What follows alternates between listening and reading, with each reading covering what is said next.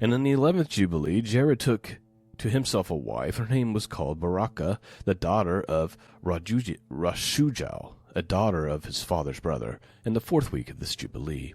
And she bare him a son in the 5th week, and in the 4th year of the Jubilee, and called his name Enoch. And he was the first among men that were born on the earth, who learnt writing and knowledge and wisdom, and who wrote down the signs of heaven according to the order of their months in a book, that men might know the seasons of the years according to the order of their separate months. Okay, so according to the Dead Sea Scrolls, Enoch was the first one to write, and he wrote a book, which of course we know because we have copies of it. And he absolutely spends a majority of the time talking about the order of things and how to tell time and all of that. And he was the first to write a testimony, and he testified to the sons of men among the generations of the earth, and recounted the weeks of the Jubilees, and made known to them the days of the years, and set in order the months, and recounted the Sabbaths of the years, as we made them known to him.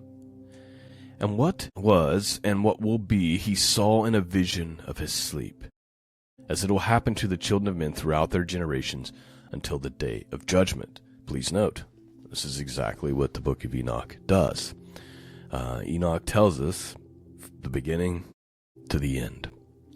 Even goes as far as saying this book is not really written for this generation, but for a distant one that is to come, that'll be in the last days, right? This is why it's so important for us to study the book of Enoch right now, and it's probably no coincidence that Enoch in our day has become so readily available, with it being discovered in the Dead Sea Scrolls, and what was kind of hidden away and only found in some obscure remote places of the world is now available to everyone.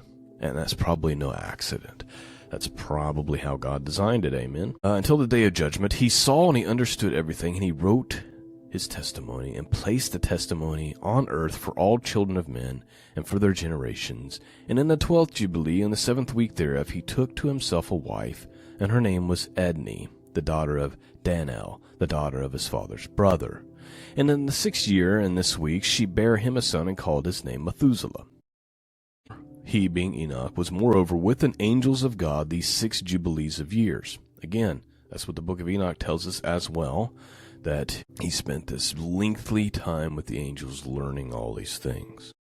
And they showed him everything which is on the earth and in the heavens, the rule of the sun. He wrote down everything. And he testified to the watchers who had sinned with the daughters of men, for these had began to unite themselves, so as to be defiled with the daughters of men. And Enoch testified against them all. And he was taken from amongst the children of men, and we conducted him into the Garden of Eden in majesty and honor. And behold, there he writeth down the condemnation and judgment of the world, and all the wickedness of the children of men. And on account of it, God brought the waters of the flood upon all the land of Eden. For there he was set as a sign that he should testify against all the children of men, that he should recount all the deeds of the generations until the day of condemnation. And he burnt the incense of the sanctuary, even sweet spices acceptable before the Lord on the mount. For the Lord hath 4 places on the earth, the Garden of Eden, the Mount of the East, this is the mountain on which thou art this day, Mount Sinai, and Mount Zion, which will be sanctified in the new creation for a sanctification on earth. Through it will the earth be sanctified from all its guilt and uncleanliness throughout the generations of the world. Ken Johnson makes a note here that that's because the Messiah was crucified on Mount Zion, providing atonement for all sin, right? And in the 40th Jubilee, Methuselah took unto himself a wife, Edna, the daughter of Azrael, the daughter of his father's brother, in the 3rd week, in the 1st year of the week. And he begat a son, and he called his name Lamech. Please note, when we do start covering some of the testimonies of the patriarchs again, you can go find this on the YouTube channel now if you want. Lamech has one of the most interesting stories, because Lamech, who is the father of Noah, right? Noah is special in his appearance, and Lamech is concerned that his wife has committed adultery with one of the angels. Okay, this is what's written in the testimony. And the reason why that's interesting, other than the obvious, is because it's just more confirmation that this was happening in that day, to the point where even Lamech is concerned that Noah might be a child of the Watchers. Of course, he finds out otherwise, but just an interesting note to take note of. And if you can't wait until we cover it again, just go search for it on the YouTube channel and be amazed.